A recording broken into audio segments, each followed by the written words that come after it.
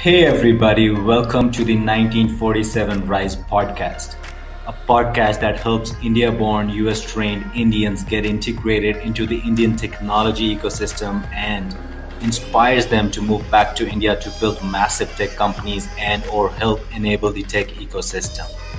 We do this by interviewing India-born, US-trained Indians who have moved back to India and built massive tech companies themselves and or helped enable the tech ecosystem.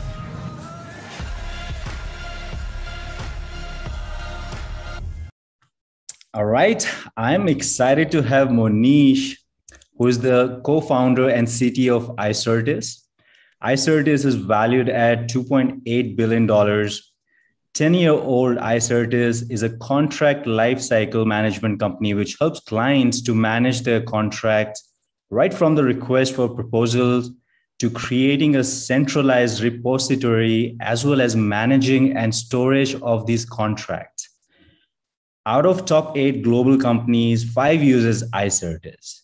Monish, that's a pure domination, and I'm excited to have you on the podcast. Thank you so much, Shiva. Excited to be here. I think you have a very unique perspective. So I'm really looking forward to this session. Very interesting. Thank you for having me. The feeling is the same. And so let's unpack who Monish is. I went through your personal story that was featured on your story, and it was just fascinating. I just loved it, but would love to hear from you. Maybe I can, give you like quick context. Maybe you can walk us through your journey from growing up in India to moving to the US and then moving back to India. Yeah. And, nothing special, but also very interesting in my unique way, right?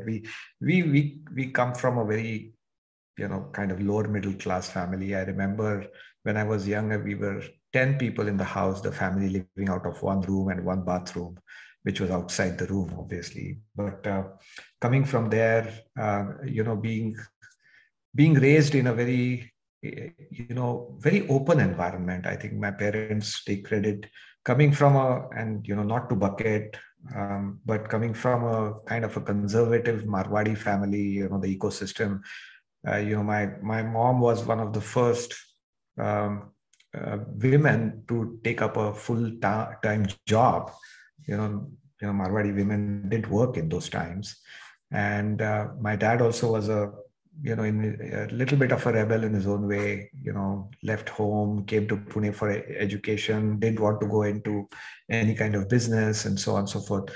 So I grew up in an environment which was very open, very understanding and caring. And I think that makes a big difference in terms of what you do with the rest of your life as well. And you have to obviously, work on your challenges. We had a lot of challenges in that time, but this support was invaluable. And then I had a pretty actually very nice childhood. No big events, very straightforward, and then it was like ladka kya karega, engineering karega. So I went to engineering. It was very interesting, not just the ladka kya karega thing, because this was many years ago. As you can imagine, I'm dating myself, but at that time that is how the thinking was. But it was interesting that my dad was actually an entrepreneur. He left his job and he started a small workshop. He was struggling quite a bit, but he started it and he was doing this. And it was because it was a workshop and it had something to do with mechanical engineering. I went and became a mechanical engineer, right? With the idea of, and I really, at that time also, I really loved working with my hands, right? I was like really, doing stuff, building stuff, creating stuff. So that's how, that creativity and the openness actually helped. But so I did my engineering, mechanical engineering. And I got fascinated with computers at the same time. A friend of mine, his dad was in a very senior position in a local manufacturing company. He invited us to, do like when I was in 11th. Mm-hmm. He said, why don't you come and, work on our EDP section? So software was EDP at that time, electronic data processing. And that's where I got my first kind of look at what computers were. At that time, you didn't have a PC in India, by the way. Nobody owned a PC. So you forget about laptops and smartphones, right? I'm really dating myself here. And then, I took the, like every person who aspired to go to the US at that time. I did my GRE and went to the US. I went to the US, mechanical engineering, uh, in Florida, beautiful place called Boca Raton, where people went to retire. Beautiful beaches, right? And I had a lot of fun, and I did a lot of interesting work. 90% of it was nuclear electronics and software, right? So a lot of my programming was actually assembly language. A lot of it then obviously moved to Fortran because of the mechanical engineering, all of the data, fluid dynamics models, computational fluid dynamics, CFD models. So a lot of the work, hardware work was assembly, and then the analysis work was all Fortran. That's how I grew up to be a software engineer. Gotcha. Mechanical engineer, actually working more on software than on the mechanical engineering side. And it was a very interesting time at that time. Lots to learn there, actually. Again, did a lot of things with my hands. I built the lab with my advisor pretty much on my own, and we had a lot of stuff to build, and a lot of stuff to build in software as well. So good training for me in terms of how to bring things together to solve a problem, both hardware and software. So that was the journey. And then, I promised my mom that I would come back after finish my master's. She was worried at that time that, लड़का जाएगा वापस नहीं आएगा. Yeah. And that used to be common back then. It was very common back then, very common. And I promised her, I'm glad I kept my promise. I came back, right? And it was very interesting to come back and then figure out what to do. So that's the story, not very interesting, but I had a lot of fun growing up. Oh, it is fascinating. And then, so when you initially moved back, were there doubts in mind? How did you navigate the move? And then how did Icertis come about? Yeah. So this was, I actually went halfway to my PhD in Boca Raton. And then I said, this is really not for me. I was getting a little bit antsy. And, there were lots of opportunities, by the way, at that time, especially mechanical engineering. We were working on some really fascinating stuff with nuclear electronics. So lots of oil companies. So I had a couple of offers. And then I said, no, I promised my mom I should come back. And this is very interesting. So let's see what I can do back in Pune. So that's how I, really. So the decision was actually more emotional than it was logical. I had a lot of people when I came back, especially my dad's friends. They were saying, Monish, you're crazy. Wapas kyun aaya? Are you mad? And I said, no. I had to keep to my promise. So I came back. Anyway, the point is a very interesting one. When I came back was, what do I do next? Right. And so I interviewed in a couple of places. I figured out what to do. And then a friend of my dad's came in and said, Monish, why don't you help me? And, you're a mechanical engineer doing some software, it'll be very interesting in my business. And he used to sell, very interesting, he used to sell manufactured wood. It's called synth wood, which was used in cladding clean rooms, right? Like hospital rooms, or rooms that required very high-end insulation and so on. So I said, this is interesting. Rather than take up a job, why don't I actually go into business and see if I can grow that business? So I said, okay, let me, spend some time with you. So he took me around. It took me to a couple of customers. I learned to sell a little bit, and kind of experience. At that time, I remember going to Gujarat and looking at the first dish TV setup there, cable TV or dish TV setup. I never thought India would have, more than 2 channels. There was Doordarshan, and that's it, right? So what year was it, Monish? So what year was it? 1990. Gotcha. Right. So very interesting. So you had like 2, 3, 4 channels, and that's it, right? All run by Doordarshan. So this was very interesting. So anyway, sidebar.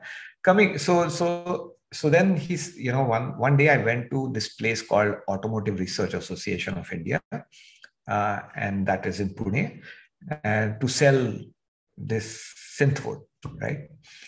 And interestingly, so I go in there and I meet this guy, Dr. Harish Chandra. I still remember very distinctly that first meeting. And he said, "What are you doing?" I said, "Here's the brochure. I'm helping my friend. I'm not sure what I want to do."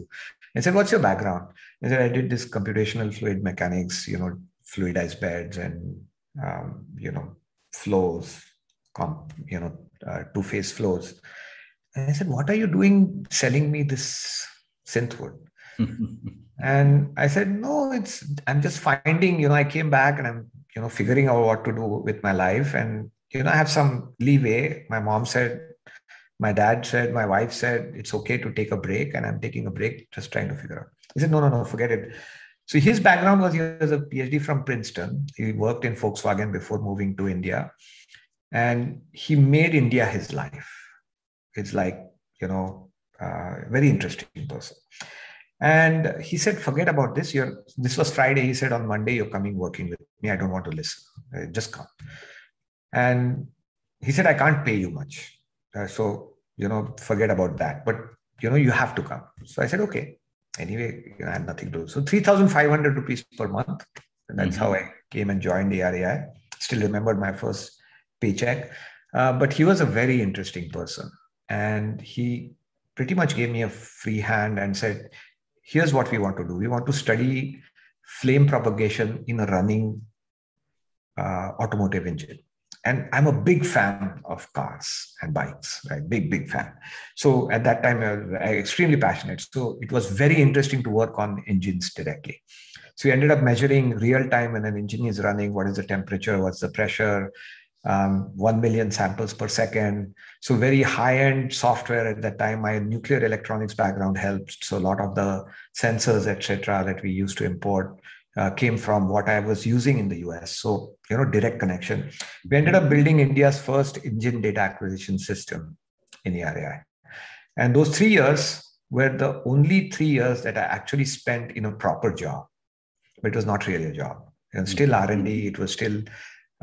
but the R&D actually applied because we ended up selling the system to all of the automotive companies in India at that time, right? And it was fascinating because it was a big hype in terms of having a import substitute at that time. And this was a big import substitute in the automotive R&D and regulatory industry. So that was fascinating. Lots to learn there. And that's what happened after I came back. So the transition actually was very easy. I didn't have the N+1 syndrome.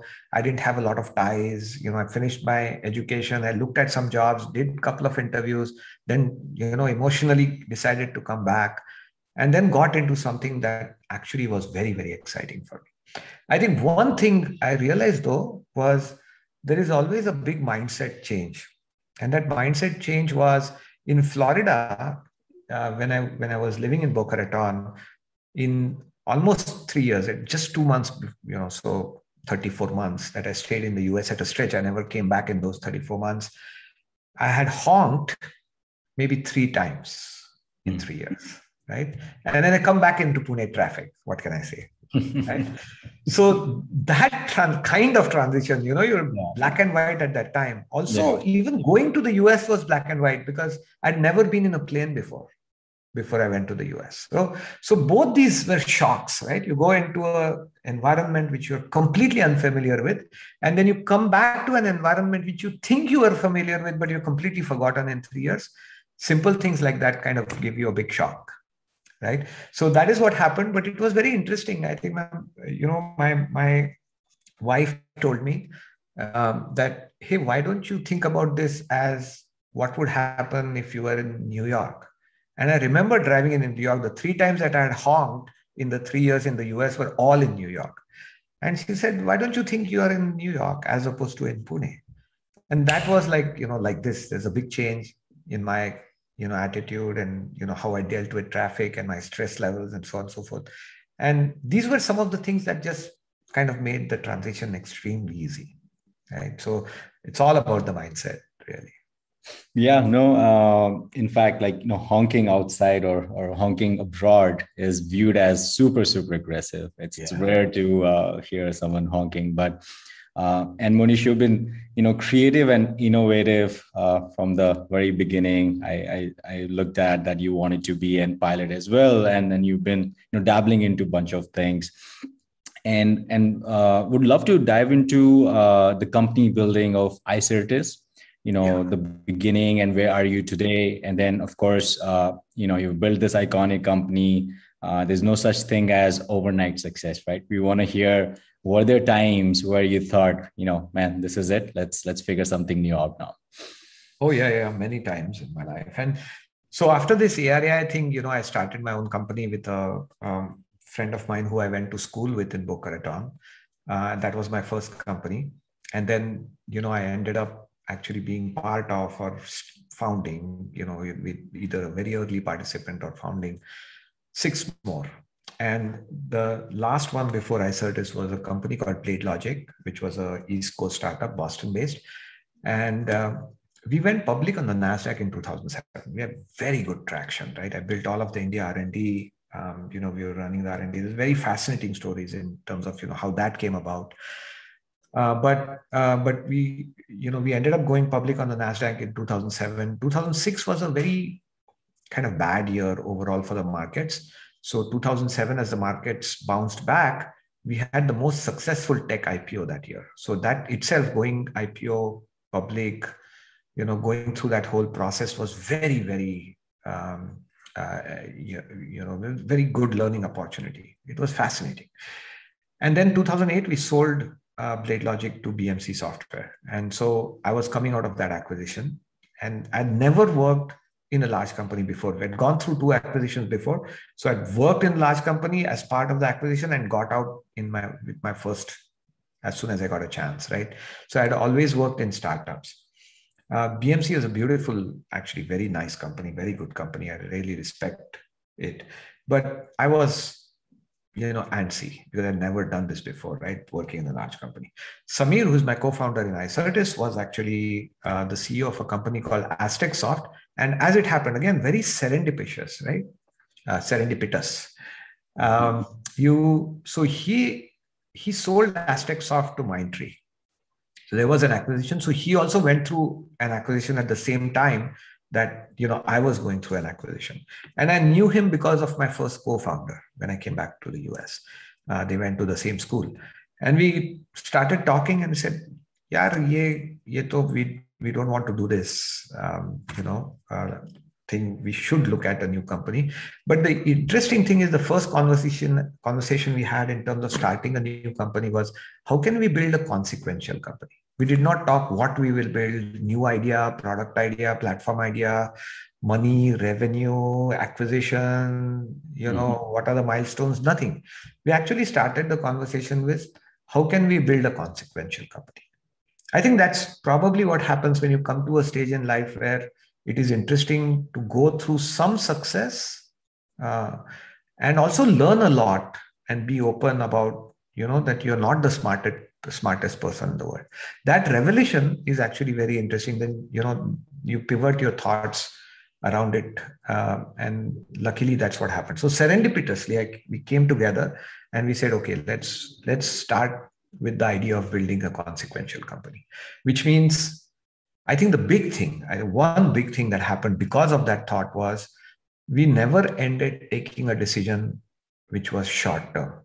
Mm-hmm. We always thought 3 to 5 years at least into the future, at least, if not more, right? So hiring, raising money, figuring out customers, thinking about product market fit, thinking about profitability and how the company would run were never short-term decisions. We planned them out very carefully, right? Which meant that we never ran out of money in the beginning stages. We always had a services business to fulfill it. Now, most companies, which I have gone through and made the mistakes of, as soon as you say, I want to build a product, but I'll start with services, is doomed. Because, services is easy money. You keep getting money and then it's very hard to give up that revenue. But we did because we were so disciplined and focused on the long term, not on the short term. We knew what we wanted, right? And we always wanted to build a product company. And I think that thought was extremely, extremely fundamental to what we did next, right? And there were a lot of things there. We said we'll build ERP surround software, and we tried different things. We tried product market fit, and we landed. That in itself is a story. We landed on CLM to be a focus area, and 2015 was the first year where we raised our first institutional round. And it was very interesting. We didn't have too many angel investors, one or two, because we wanted them on, invested in us as opposed to needing the money. But we were very disciplined at that time. We made a lot of mistakes on the way, countless mistakes on the way. But I think the fundamental things of having the thought of building a consequential company and thinking long term were very, very instrumental to what we did and the decisions that we made. Even our organizational building was always started from the top. We didn't kind of stint on who to hire. Started from the top, then build the org. Started from the top, then build the org. Did that with engineering, did that with sales, did that with pre-sales, did that with support. Almost every department that you usually need in a software company, we started from the top, and I think that also helped quite a bit. So that's essentially how we got started.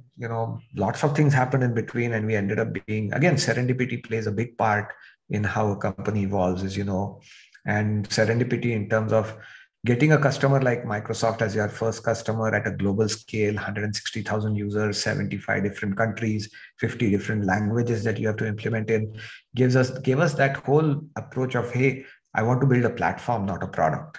Mm-hmm. And I think that played into the technology side now in terms of, what we ended up doing in Icertis. We did not build a product. We never thought about this as features and a list of things that we wanted to do for a customer and then many customers. We always thought about, hey, we'll build a platform on which we can build more than one product if we wanted. And, 500 different features that were very common. So I think that mindset, because we're looking a little bit long term, than any of my other companies or ones that I was part of, actually was very, very interesting. Yeah, no, you've been definitely very methodical while building Icertis and thinking long term and thinking in systems.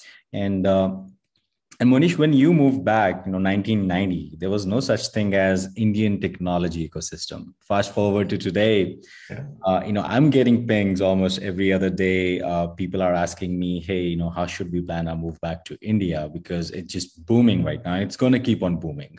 Yeah. And what advice would you give to folks, who are looking to move back to India now, with your experience? I wouldn't dare to give advice because this is a very personal decision, and there's so many factors that you have to kind of factor in a move. These are always big moves, right? Mm-hmm. When you change a job, you're changing what you do, you're changing the people that you work with, and so on.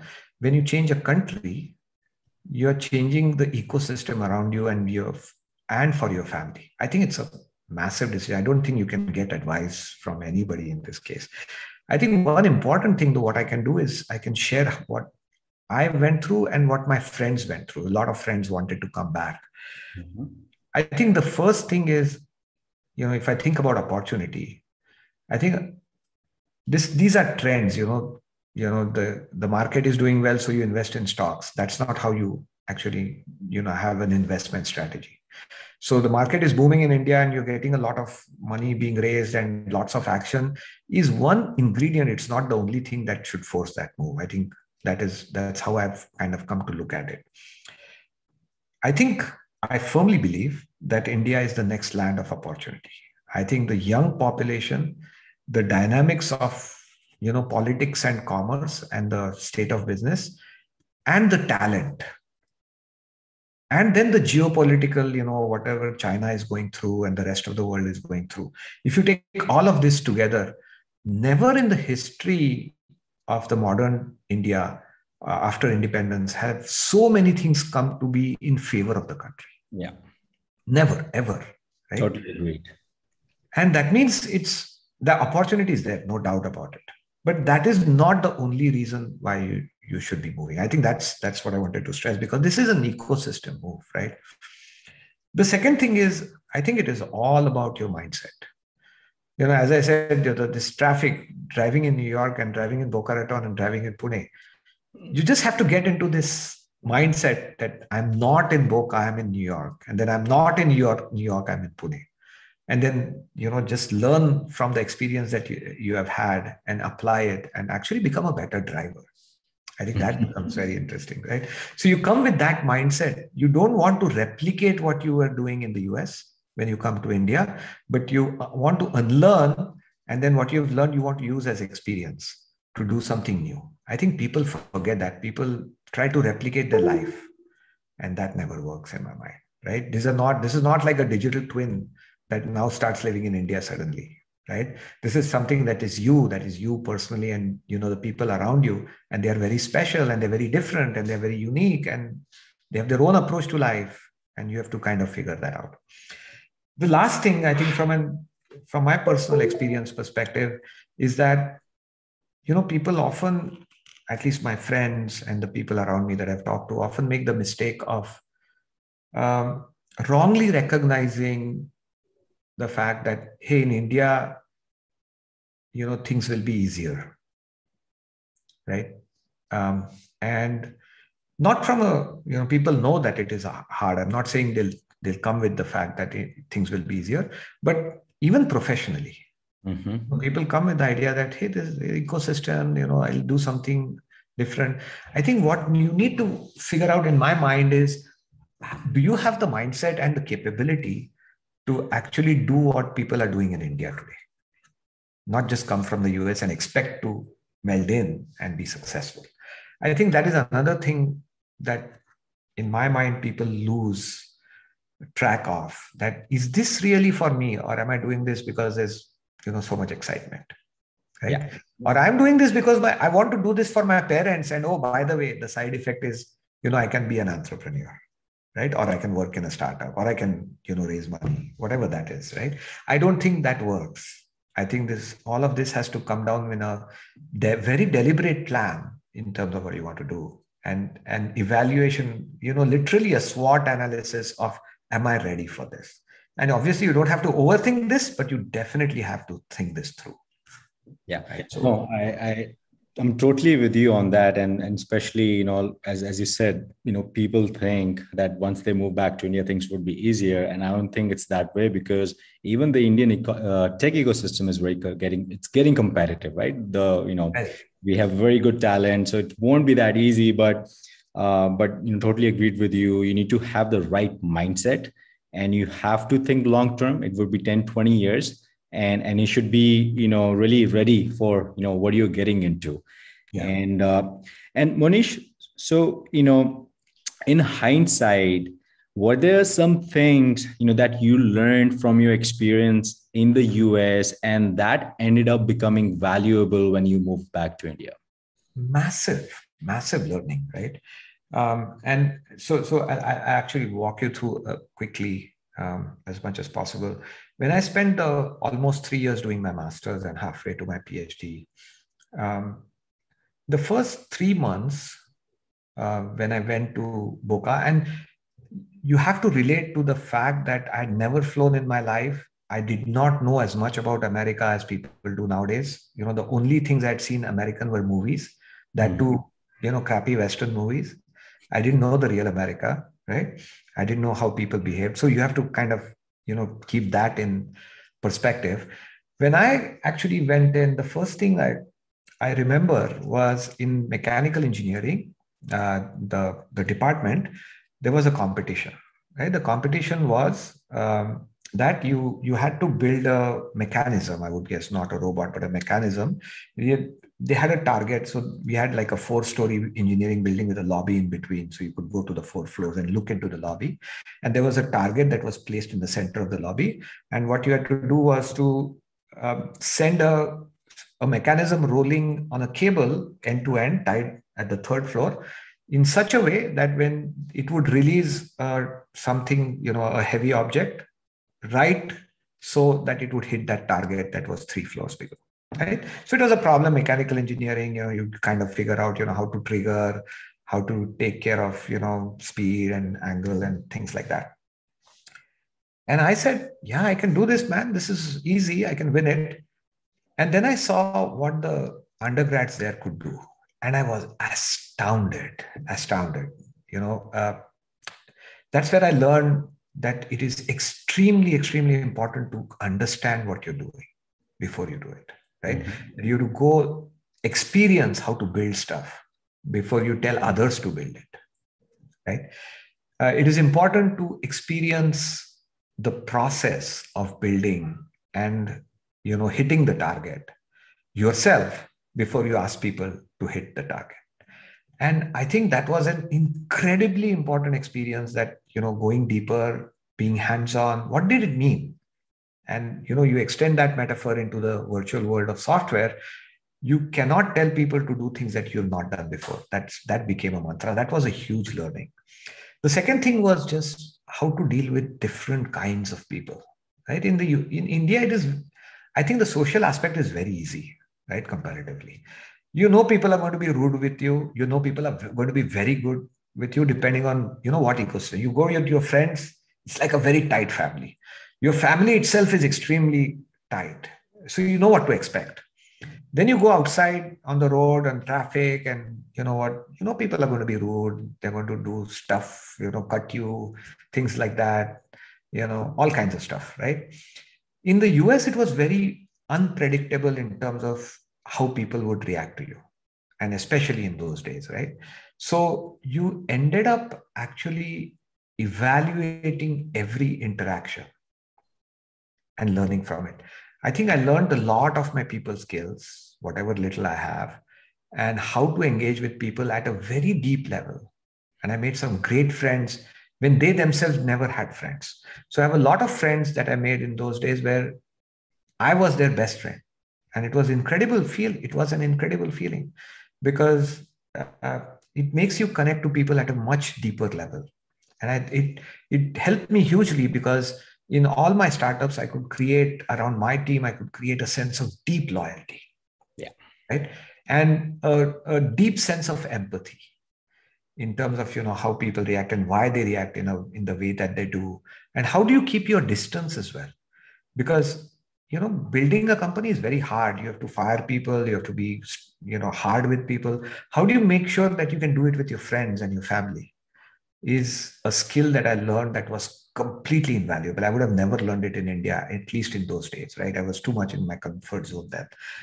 And the last thing was, I loved to travel. I learned to travel then. And then, that kind of opened up my mind to all kinds of things. My daughter always tells me, she's an inveterate traveler, like, even bigger than I am. And she says, Dad, that is what, I loved about you, and I look forward to it. And then that's what I'm doing with my life. I think travel opens up so much opportunity and so much learning. It's incredible. So those are the three, I think, things that I learned, every time I go to the US, even today. I, I, I, I kind of evaluate, I kind of think about, what I learned from that country. And obviously any place you travel, even in Europe, but the US is obviously special, because that was my first, kind of foreign experience, right? Outside India. And I think it's just incredible what you get through and what you learn. Yeah, absolutely. And Monish, you've had a lot of success, right? But the reality is, one can achieve that success by failing multiple times. In fact, you fail more than, the success that you get. So what do you struggle with? Where did I struggle? I think, Or in general, what do you struggle with? Oh, even today? Yeah. That's an interesting question. Yeah. I think I struggle with empathizing with customers in terms of what they want. It's a very interesting statement. Let me kind of think about this myself a little bit. You think you know what your customers want. Then you talk to them. You think you understand what they're saying. But it's very hard actually to figure out what it is, right? I still struggle. Every feature we build, everything that we do, I give these demos to our customer advisory board members and say, hey, this is what we are thinking. They say some things. It's very hard to interpret. I struggle with it constantly, right? So now that becomes actually dangerous, because now how do you build a product, feature or a new kind of set of features, or you go into a new area, or you change your processes, if you struggle with that. And I think one of the things now I've learned to do a little bit, but not completely, is to kind of go to 3-4 people and try to figure out what is the common thread between them. Completely different backgrounds, different roles, different personas, and tell them about the same problem, even if they are not facing it. I've learned to kind of now go to people who have a completely open mind, because they've never experienced that problem, and also with people who have deeply experienced that problem every day, and then try to figure out what is common. I think that has helped me a little bit, but I struggle with it every day. Very, very hard. And the second thing I struggle with, which is very interesting, because we started with the idea of building a consequential company, we said our values are going to be very key. This is how we are going to live and grow, right? And this is how our company is going to build. I struggle to communicate what those values really mean. There's always examples, I can be very eloquent when I want to, and I can talk about them, and I can say, hey, here's the mistakes I made. But when you actually come to it, how do you define openness? How do you define respect? How do you define fairness, teamwork? Teamwork is easy. Execution is easy. So we have these values called FORTE: fairness, openness, respect, teamwork, and execution. Teamwork and execution, you understand, people understand, easy. Fairness, openness, respect, very hard, very hard. Open, do I talk about, what we are going through with everybody in the company in terms of competitive stuff, or, financial stuff, or what happened in the boardroom? Where does it end? Where does openness become closeness? And where does closeness become openness? How much, how, when, what are the downsides? These are gray areas. These are values that have to come from within. I think that second thing that I really, really struggle with, that is something that I keep thinking about, right? And I keep improving, hopefully. Yeah, no, there's tons of moving parts to both the points that you just talked about. And Monish, when things are not working out, or you're feeling unfocused, do you have any frameworks that you use, or in another way, maybe do you have any questions that you ask yourself to figure those things? Yeah, I usually go through this phase maybe like once in 2 weeks. So it's fairly common, right? So the first thing I do is go play Call of Duty. I just kill a few people, kind of get weapons and do stuff, and just vent things out, right? Not that you're angry, you're just stressed, or you're just thinking about a problem and you're not getting a solution. That's kind of my meditation, release, whatever you call it, right? It's just experience. You just forget everything else, and you release all that pent up angst, energy, stress, all of that comes up. So usually these are like 4 or 5 hour sessions, right? Long sessions that you just detox, really. And then the question I ask myself, 2 questions I ask myself. Hey, is this my problem? And so many times, actually, the answers come out, it's not your problem, it's someone else's. Tell that person to solve it. Right? Is hiring, for example. I can't hire good people. Somebody comes to me and says, oh, this person left. And then I come back and say, oh my goodness, did you plan for, who was going to succeed? What's your succession plan? Have you actually thought about this? Go solve it. That's your problem, not mine. So sometimes, it actually helps in asking that question yourself. Is this your problem really? Are you stressed out because it's not your problem sometimes? The second question I ask myself is, if it is my problem, then how do I start from first principles, right? It could be FORTE, which is first principles, that's our values. It could be, stop thinking about what people have told you in terms of solution, what you've thought your first step was in terms of solution, and just think about it from first principles. Think about the problem, understand the problem, go deep. Talk to people who are experiencing the problem. Don't do something which is superficial. I think that second step helps in understanding, empathizing with, and then hopefully figuring out a solution for the problem. I think that empathy is something that you really want when you're trying to solve a problem, because that's where you usually end up with a good solution. Because you think it's my problem, you think you're going to experience that problem, and you are solving it for yourself, you will end up doing justice to your customers or other associates as well.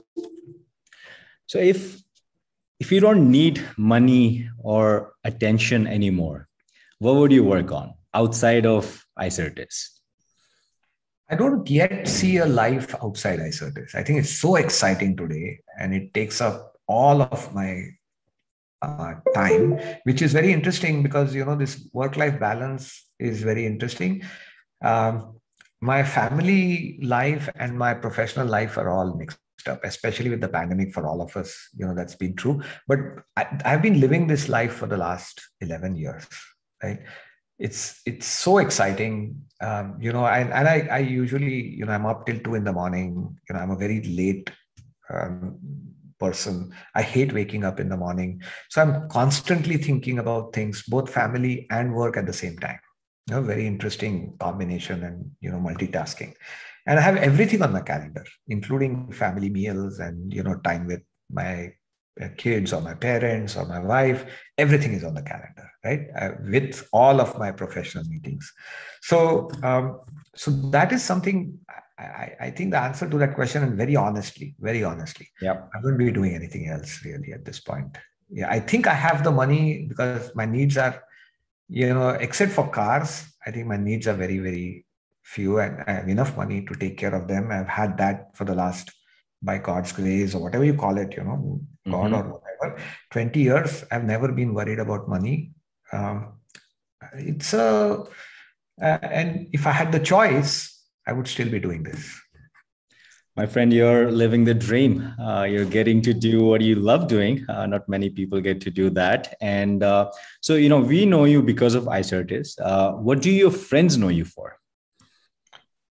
They know me as a person who takes a lot of risk, jumps out of airplanes, goes scuba diving, does hoverboarding at 57, takes a chance of breaking a leg every day. And I think a very good friend, because a lot of trust there and people share stuff with me. I think that's how, at least how I look at people look at me. That's my inside out perspective, right? But they don't identify me as definitely not as an entrepreneur. They don't see me as a successful person. I don't see myself as a successful person. I think the people who can kind of disengage from the world and not be tempted by it are the people who are successful. I've not yet come to that stage. I will hopefully sometime. But I think that's how my friends and the people who know me, my family, and my kind of people who know me well think about me. Monish, this was great. Thank you for honoring your mother's promise, moving back to India and building a global SaaS company from India. And it's just, you guys are just starting and really coming on the podcast and, talking about your journey, company building, and more about your own things. And I'm sure a lot of people in India and Indians living abroad would be inspired by your journey. And once again, thanks a lot for doing it, Monish. Thank you so much, Shiva. I really appreciate that. And thank you for having me on your podcast.